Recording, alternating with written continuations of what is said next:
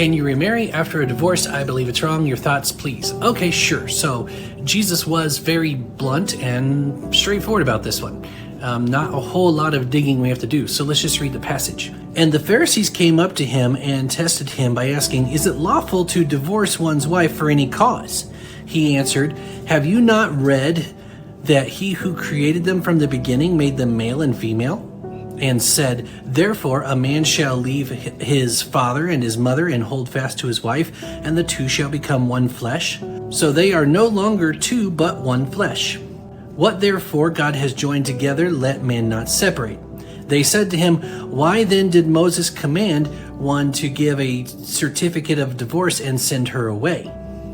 He said to them, "Because of your hardness of heart, Moses allowed you to divorce your wives, but from the beginning it was not so. And I say to you, whoever divorces his wife except for sexual immorality and marries another commits adultery."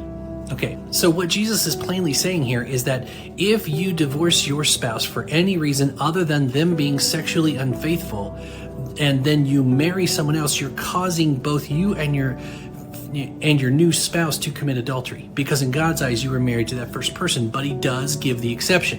So the word for sexual immorality there is the word porneia, which we get the word pornography from. And so the idea is clearly sexual. It can't mean anything else. And it's translated that way all throughout the New Testament. Now Paul gives us another exception, so let's read it and then put the two together. 1 Corinthians chapter 7, starting in verse 12. "To the rest I say, I, not the Lord, that if any brother has a wife who is an unbeliever, and she consents to live with him, he should not divorce her.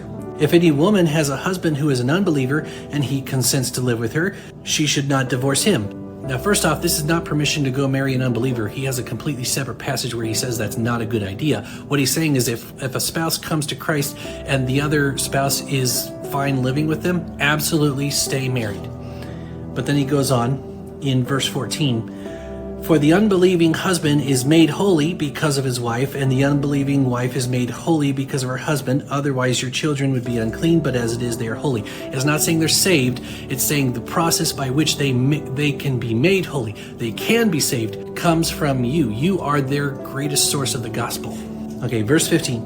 "But if the unbelieving partner separates, let it be so. In such cases, the brother or sister is not enslaved. God has..." If you love Jesus and want to learn more, like this video and subscribe to or follow our channel. Keep it real.